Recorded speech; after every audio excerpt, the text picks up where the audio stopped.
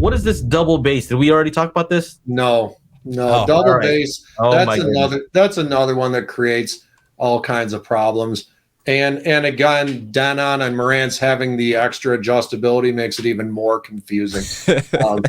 So what's double bass? We see this a lot. You run auto setup and it sets your fronts to large, meaning full band, right? And the system sounds great. And then you get around to playing some 2-channel music and guess what stops playing? The subwoofer. So we get customer calls up in a panic. Hey, my subwoofer doesn't work.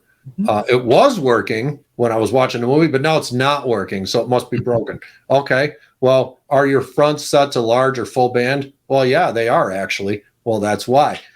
Because if you're playing 2-channel music and the front channels are set to full band, what gets sent to the subwoofer?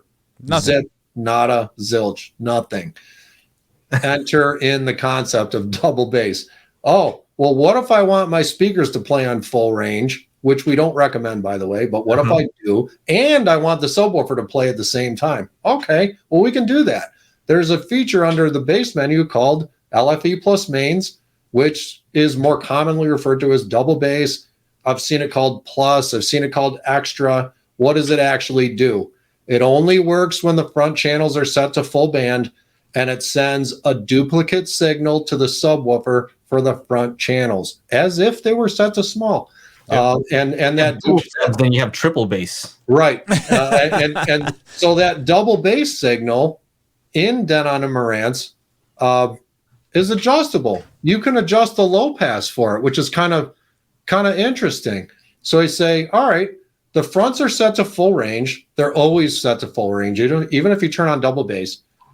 And then the sub gets a signal. Well, where do we low pass the subwoofer if we turn on low bass? Double bass. Do we low pass it at 40, 60, 80, 100, 120?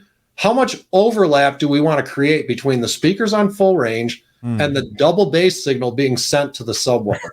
That's what that adjustable frequency is. And the weirdness, at least on all the legacy Denon and Marantz, you turn on double bass and the crossover reappears for the front channels.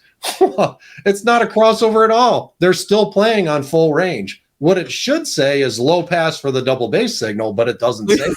Look at your face. See, I'm as confused as you, because hold on a second. I always thought that when you set that was actually just changing it so that the crossover on the mains. Nope. No.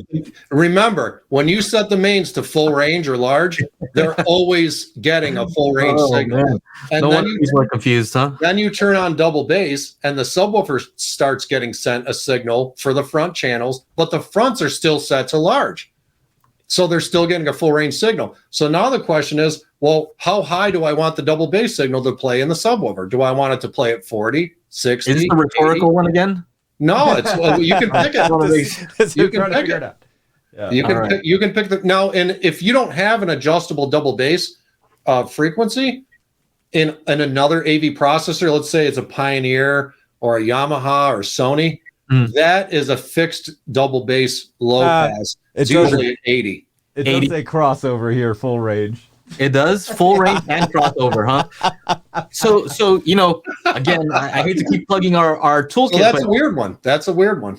We have a test where we play the test tones and we just keep playing it maybe a third octave down.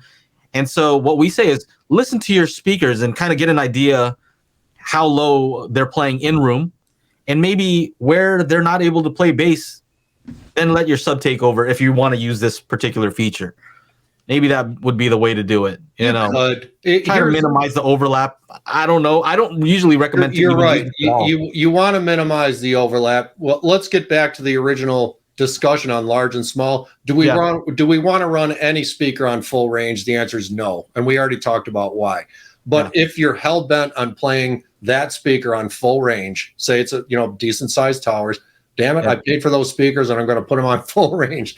Then the question becomes, how much double bass do we want to send to the subwoofer, and how much overlap do we want to create between the speaker and the sub? And to your point, Joe, if you create too much overlap between the speaker and the sub, It can get boomy very quickly and tubby.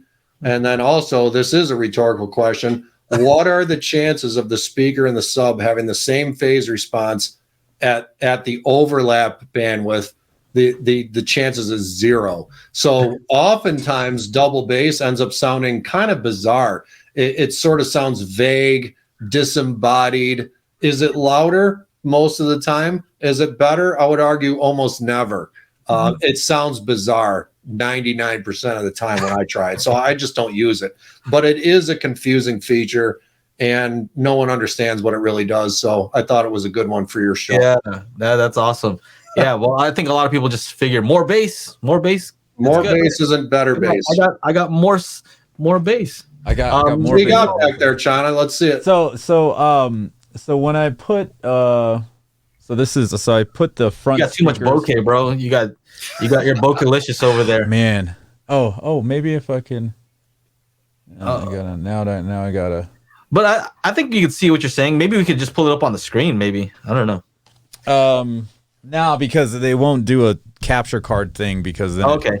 It's a HDCP, that stupid nonsense. Yeah. But basically what happens is when I change my subwoofer output to LFE plus main, I get a bass extraction low pass filter. There you go. So they're calling it now what it is, which is a low pass filter for the double bass signal being sent to the subwoofer. That was never called that before. They must be listening to me gripe about this because they're making the changes that actually reflect reality, and it was never that way before. You know what we can do is Tim can chop these up, right? All these topics, and then next time somebody has a question, they call in customer service. You can just say, here's the video. I've got a link for you. Here's the answer.